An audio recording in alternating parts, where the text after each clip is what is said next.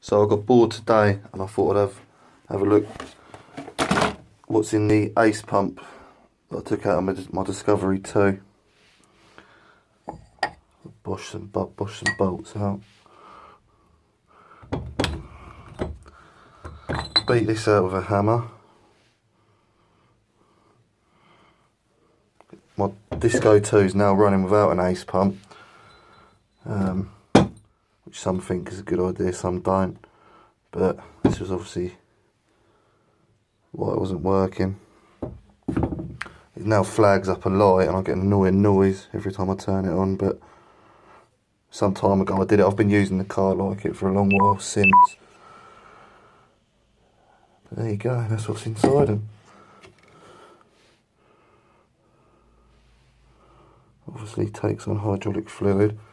This is sheared off in here.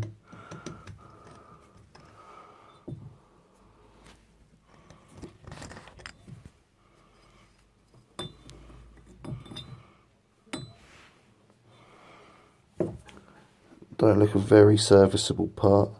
I think the case is just to replace it. I'll see if I can take this apart any further and do another quick video on that, if it's vaguely interesting. Where the fluid goes through. Yeah. Land Rover Discovery 2. Active cornering enhancement pump.